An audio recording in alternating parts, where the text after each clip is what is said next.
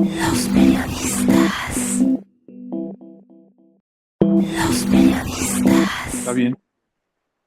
Doctor Fidencio Aguilar Víquez, como siempre, un placer saludarte y agradecerte tu presencia, tu colaboración, tu disponibilidad siempre para charlar sobre cosas que nos orientan a entender mejor lo que pasa en este mundo traidor, donde nada es verdad ni es mentira, sino todo es según el color del cristal con el que se mira, diría Campo Amor. Eso describió Campo Amor y se ha vuelto una frase de batalla para mucha gente. Hoy, en la mañana leí un artículo de un investigador, un pensador que se llama Francisco Bobadilla. Escribe en un portal católico de noticias pues, católicas y se titula su pues, artículo Santo Tomás Moro, Obrar en conciencia, un testimonio de fidelidad y fortaleza en tiempos de persecución.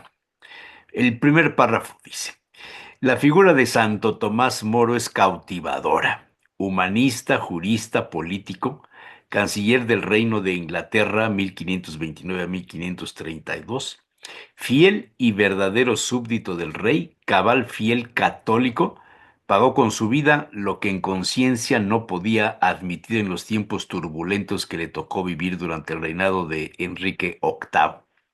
He leído sus últimas cartas, dice el autor.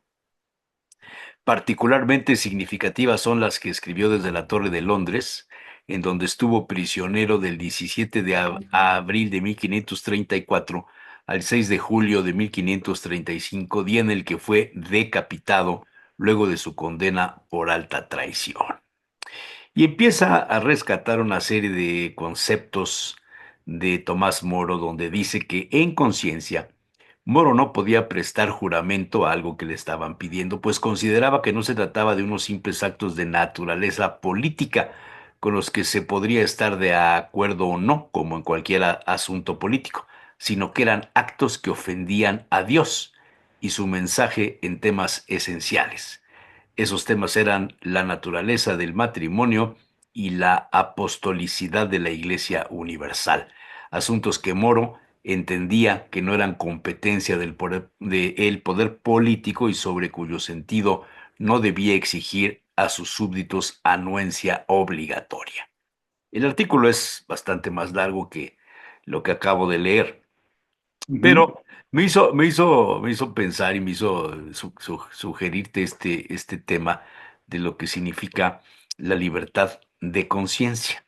La conciencia, según alguna definición por ahí, dice que es el núcleo central y básico de la personalidad del ser humano. Ella estructura la conformación ética de la persona humana, posibilitando la integridad moral del individuo y el libre desarrollo de su personalidad. Es una definición muy rapidita, no es muy profunda, pero me permite preguntarte, o sea, en estos tiempos que estamos viviendo, donde el pragmatismo, donde el funcionalismo, donde hay que estar todos juntos para tirar al otro, donde no hay un camino muy definido. Creo que hay una laguna pendiente, hay una asignatura, un vacío en esto de ejercer la libertad de conciencia. ¿Qué piensas de esto, Fidencio Aguilar Víquez? Pues gracias, Jesús Manuel, por tu generosidad y tu invitación, tu amistad, que como siempre, estas preguntas que formulas con tus entrevistados, pues provocan la reflexión, provocan situarnos en nuestra circunstancia presente, precisamente para tratar de entender nuestro tiempo. Yo creo que ese es un mérito que como periodista eh, tú has cultivado a lo largo de muchos años y eso es Gracias. cosa de agradecer. Muchas gracias. Eh, en- Quisiera yo comenzar con situando un poco el tema, porque me parece que lo que has mencionado coloca perfectamente uno de los grandes síntomas de nuestro tiempo. Sí, sí. y es esta tensión entre la conciencia y el poder. Y el poder. Ujú, El poder en cualquiera de sus expresiones, ¿no? Habitualmente suele ser el poder político, ¿no? Y entonces el tema de la conciencia, si lo situamos adecuadamente, me parece que es un natural contrapeso del poder. Quisiera yo explicarme en este sentido, Jesús Manuel, si me lo permites. claro. Eh, digamos, dos grandes temas antropológicos, uno que tiene que ver con el poder, cómo situamos el poder dentro de un desarrollo humano, por así decirlo, en el que la libertad va cobrando forma, va cobrando cuerpo y se va manifestando. Eh, quisiera yo aquí aludir a un pensador, también lo hemos abordado en otras entrevistas, me parece, Romano Guardini, que Ujú, sitúa el tema del poder, dice que hay en la naturaleza humana o en los seres humanos una serie de preguntas que van ubicándonos delante de la realidad y que también históricamente se ha manifestado. Por ejemplo, la primera pregunta es, ¿qué es esto? Y esto nos lo formulamos desde niños, ¿no? ¿Qué es esto? Porque es nuestra manera de acercarnos a las cosas, a la realidad, ¿no?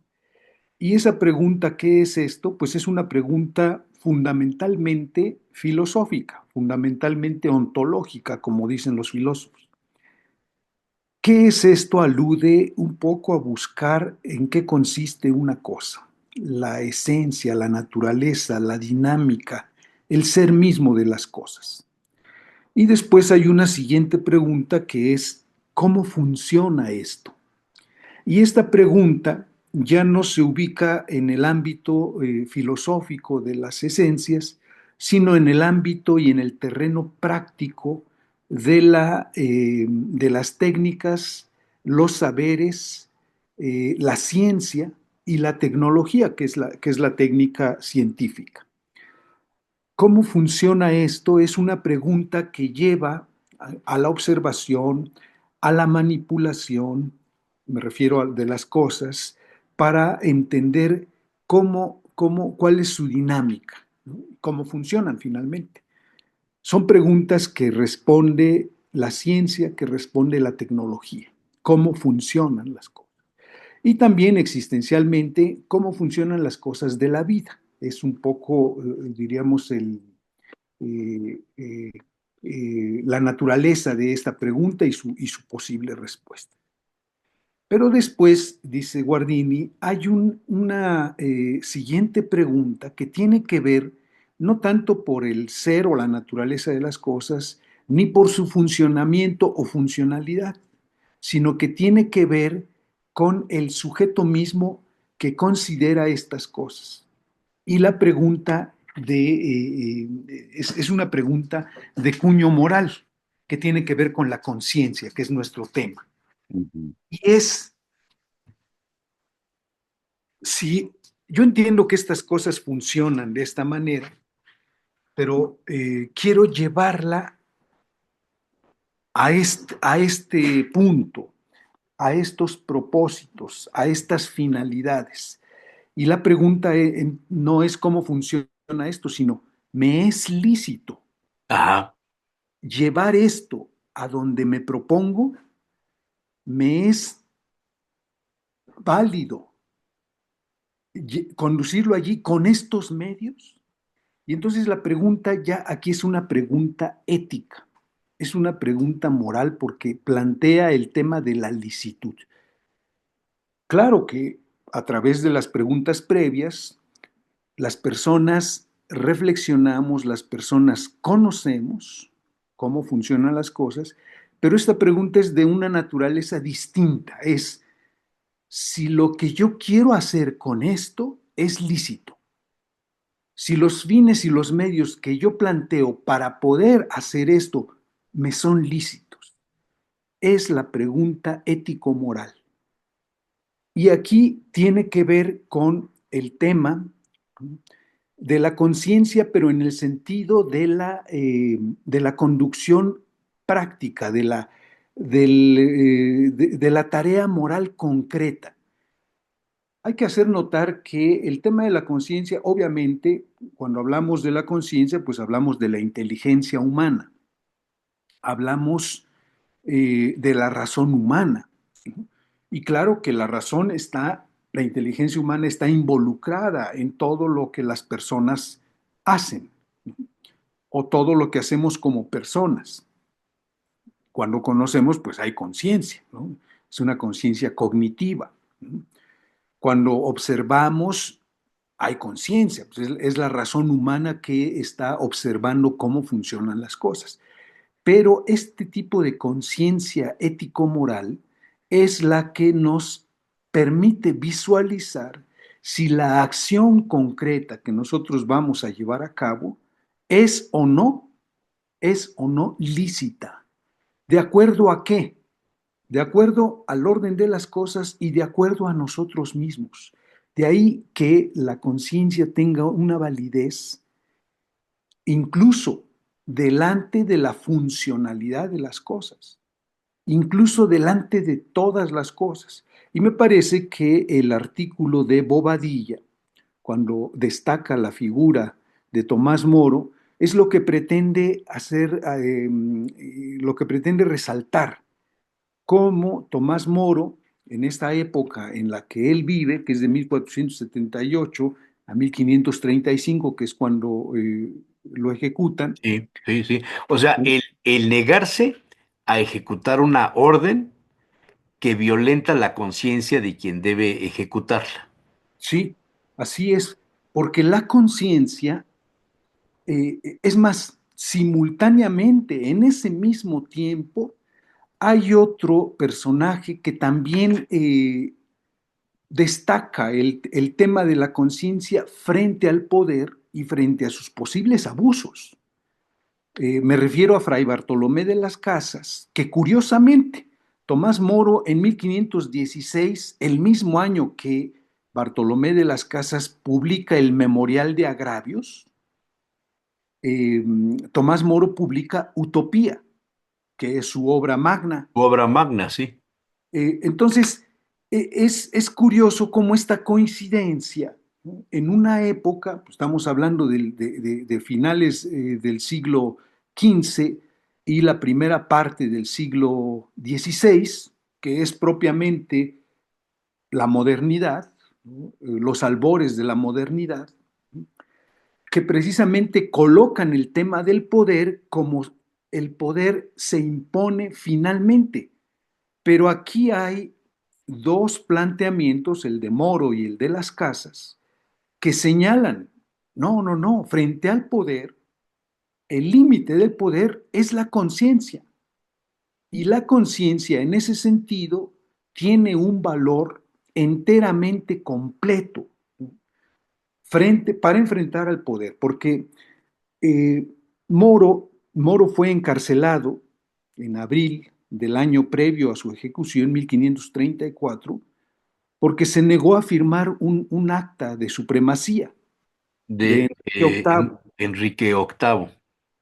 Entonces, él está en conciencia, es decir, en sus convicciones éticas, no era lícito, a él no le era lícito firmar esa acta, pero al mismo tiempo el contenido de esa acta no le era lícito al rey. Y por eso es que se niega a firmarla. Entonces es depuesto, es encarcelado y un año después, en julio del 1535, es ejecutado. Entonces, Pero ¿cómo 500 años? O sea, estamos hablando de hace 5 siglos. sí, sí, sí, Esta reflexión, digamos, al interior de la conciencia. Y a mí me asombró leer el artículo porque lo siento muy vigente 500 años después. O sea, ¿dónde ha estado la civilidad, dónde ha estado el humanismo, dónde ha estado la ciencia política, cuánto espacio ha perdido la filosofía, la teología, la deontología y todas las disciplinas que quieras citarme ahora para que la humanidad cada vez sea más animal. Sí, desde luego hay un deterioro, por supuesto, que también incluso en esta conciencia ético-moral, diríamos, nuestro tiempo está muy caracterizado porque todo lo justifica el poder. El poderoso Como justifica. hace 500 años, Enrique VIII tenía el poder y quiso tener el aval de Tomás Moro y se negó, Sí, porque afectaba a su condición en conciencia. Y 500 años después sigue sucediendo lo mismo. sí, sí, sí. El poderoso sigue purificando o condenando a sus enemigos, purificando a sus amigos, condenando a sus enemigos. Pero también, por ejemplo, si ubicamos la figura de San Juan Bautista, que también fue decapitado, y San Juan Bautista también fue decapitado porque le señaló al rey Herodes que no le era lícito estar con la mujer de su hermano, Filipo. Entonces, digamos, estas, estos señalamientos de la conciencia ético-moral, suelen no gustarle al poderoso, porque naturalmente la conciencia es un equilibrio para el poder, pero al poder no le gusta que la conciencia lo juzgue. Si nuestro problema contemporáneo es que frente al poder y a los poderosos no hay una conciencia crítica y moral del poder. No lo hay en el ámbito internacional o en el ámbito nacional o en el ámbito local. Es muy difícil. ¿Y quién o quiénes se atrevan o se animen a querer contrapesar con esta conciencia ético-moral al poder? Pues suelen sufrir los riesgos. Lo sufrió el Bautista, lo sufrió Tomás Moro, y me parece que ese es el riesgo de quienes se atrevan a contrapesar el tema del poder. Sí. Ahora, ¿en dónde radica esta fortaleza de quienes en aras de no cometer actos que atenten contra su conciencia, se atreven a desafiar al poder? Es un asunto de vida o muerte, como lo demostró Tomás Moro, como lo demostraron otros.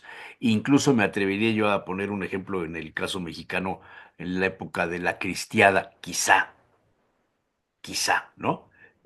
O de muchos otros escenarios. El hombre que asume el poder, que tiene el poder, se aleja de la conciencia.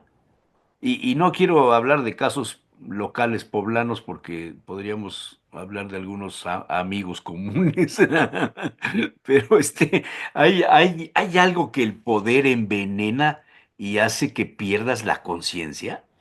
Yo creo que el poder en una cierta dinámica tiende a oscurecer la conciencia. Por eso y por eso Tomás Moro es patrono de los políticos, Sí, sí, claro, claro. porque la invitación fue Juan Pablo II quien lo reconoció como patrono de los De políticos. los políticos. eh, lo plantea o se plantea, diríamos, en su figura, que justamente lo que un político necesita es, ante el poder que tiene o al poder que conlleva, una conciencia adecuadamente formada, suficientemente formada, suficientemente sensible para que el poder no lo absorba, porque como decía Sócrates, hace 25 siglos, 24 siglos, eh, la primera víctima del poder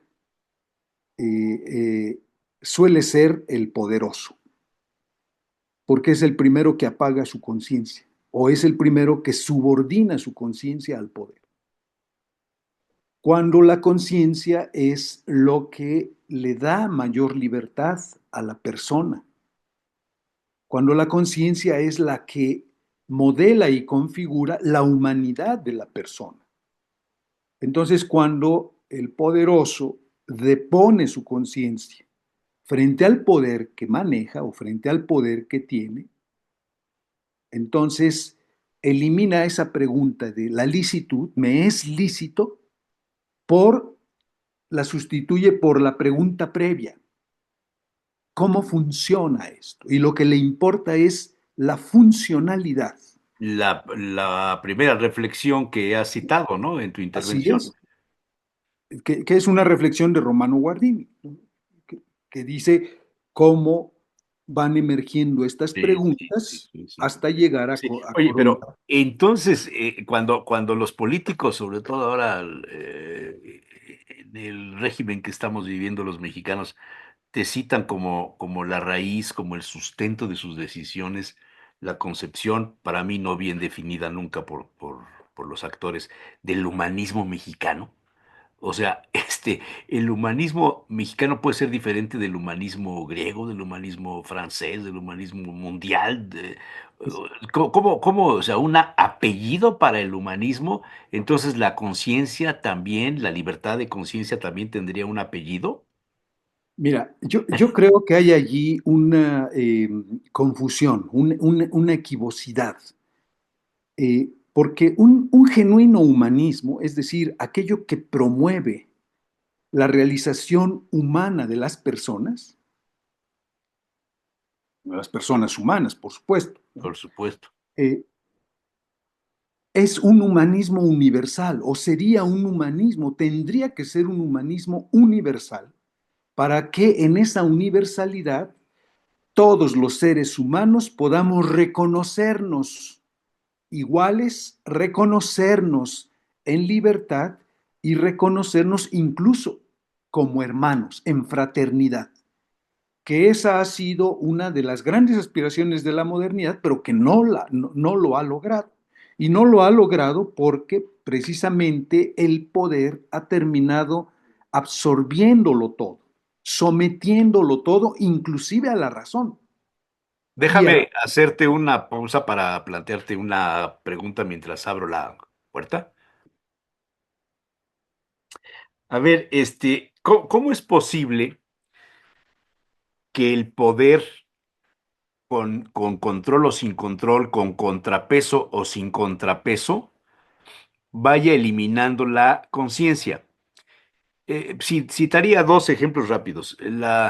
El triunfo que tuvo Claudia Sheinbaum con una cantidad de votos inimaginable para la oposición le permitió consolidarse en el manejo dentro de su partido, de su movimiento, con el poder judicial, que está en vilo ahora, y el poder legislativo más el poder ejecutivo que gana. En los Estados Unidos sucede algo similar. El señor Trump, por primera vez, en sus dos elecciones, gana el voto popular y gana los votos delegacionales y gana la Cámara, y el Poder Judicial casi lo controla, y lo que no controla son algunos estados donde los demócratas tienen presencia, y quizá los medios de comunicación contrarios a él y algunos movimientos ciudadanos, e involucra a la Iglesia Católica con 5 carteras dentro de su gabinete como para guardar el equilibrio. Ahí la conciencia se pierde por el exceso de poder, o siempre el que tiene poder al margen de los contrapesos se aleja de la conciencia. bueno, diríamos que la dinámica del poder tiende a ser absorbente, Ujú. tiende a acotar, subordinar e incluso anular a la conciencia. De ahí que la conciencia tenga que tener una fortaleza, tenga que educarse, ¿no? Reeducarse para poder formar este equilibrio delante del poder. Y esto tendría o tendría que ocurrir primero que nada en el poderoso, es decir, en quien detenta el poder. Es muy difícil, ¿no? Normalmente sucumbe al poder, pero de allí está justamente que haya circuitos institucionales que puedan contrarrestar ese poder. Y de ahí que la institucionalidad o sea, un factor importante para el equilibrio del poder. De hecho, la división de poderes, que es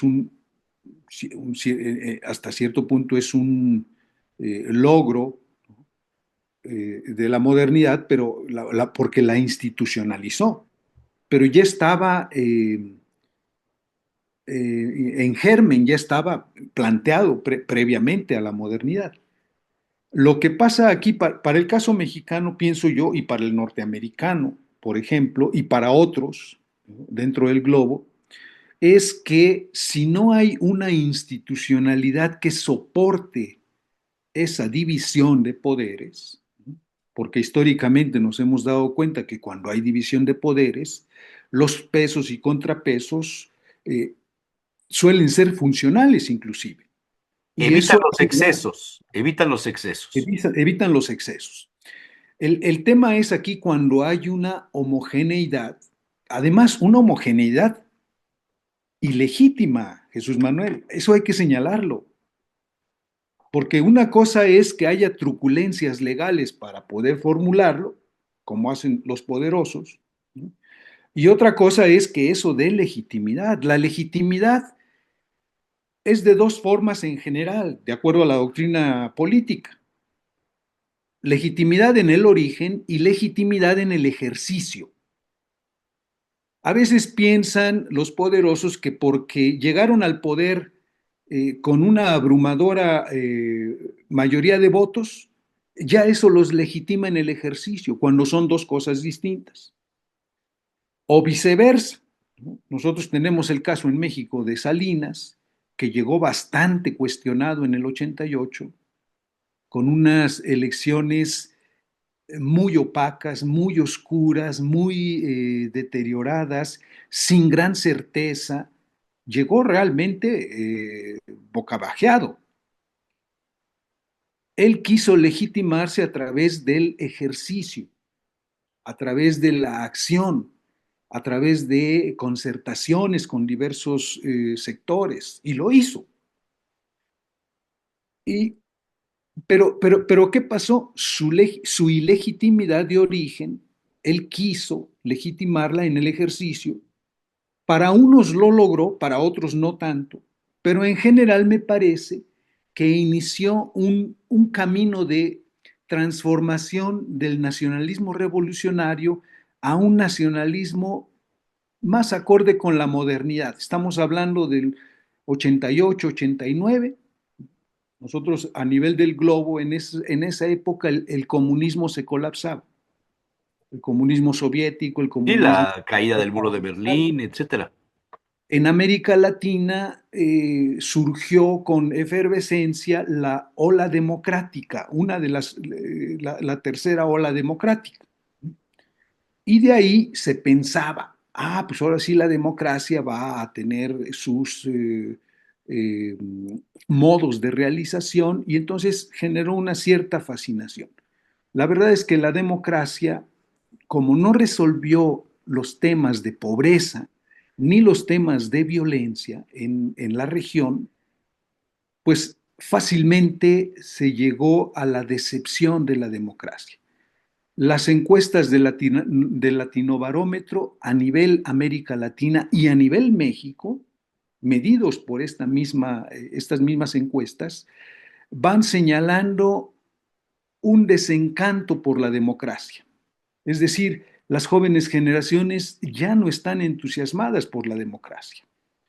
Basta con resolver los problemas, y eso es lo que han entendido los políticos, los que detentan el poder, y entonces dicen, como la democracia no es suficiente, basta con dar seguridad, por ejemplo. Ajá, y El entonces tema centran todo el discurso en de la ofrecer seguridad. seguridad. Y en América Latina están prendiendo estos discursos. Tenemos Sí, el sí, caso sí, de El Salvador. El caso de El claro, Salvador es un caso emblemático sí, porque que Bukele, se quiere presentar como un ejemplo para los demás países. sí, sí, sí, con tal que tengan seguridad, no importa que no haya No democracia. importa que no haya democracia, no haya respeto a la dignidad humana, etcétera. Ya me vino a la memoria aquel emperador, Marco Aurelio, que cuando recorría las calles de Roma iba con un siervo que tenía como misión, como orden, recordarle que era un hombre, porque los vítores, las alabanzas, podían nublar su pensamiento, su entendimiento y hacerle creer que era un dios.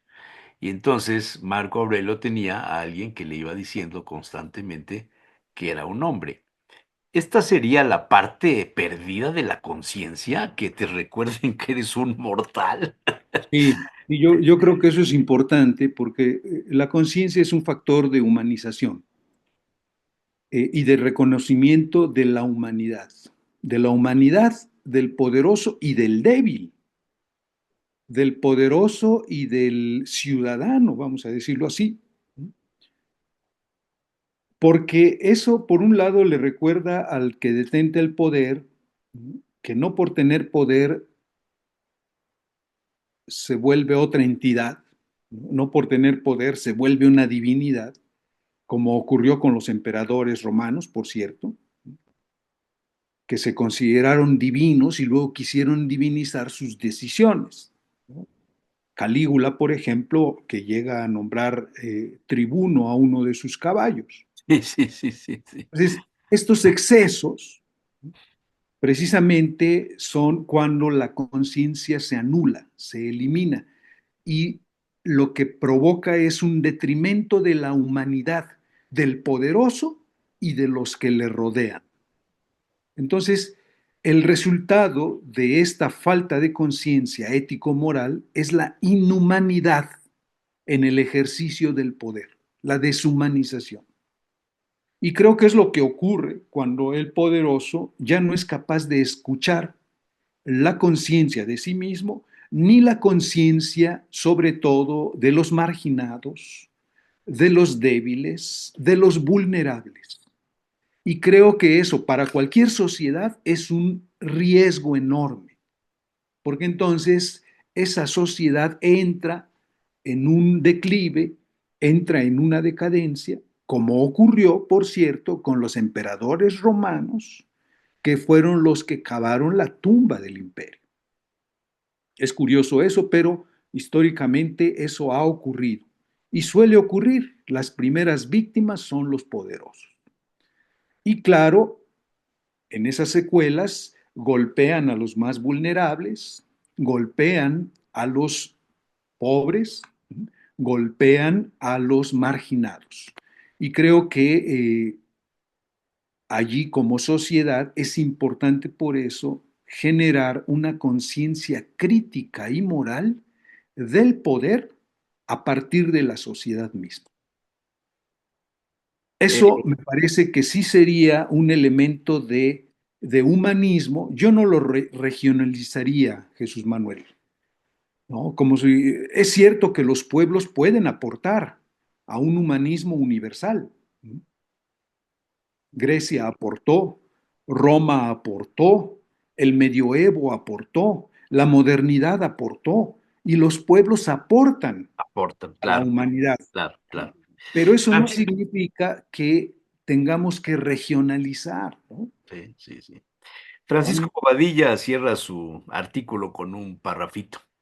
Tener conciencia, formar la conciencia, obrar en conciencia, sigue siendo una de las dimensiones más delicadas del ser humano. No se ve, pero está ahí, en el interior del alma y nos habla. yo creo que es una buena tarea, ¿no? Que nos sugiere, ¿no? Francisco, porque en primer lugar hay que tenerla, porque a veces no la hay. Hay que obrar conforme a ella. Y segundo, hay que formarla, porque también la conciencia como todo lo humano, se educa. Y si no se educa, se malforma. Y si se malforma, puede ser incluso más riesgosa que si no hubiera. Ya. Pues habrá que estar pendientes en nuestros comentarios para generar esta conciencia y para defender la libertad de conciencia ante el embate del poder absoluto. Además, Jesús Manuel, eso está ahorita en los instrumentos jurídicos internacional, nacional, Claro, hay muchos documentos en relación a esto, internacionales. claro, sí.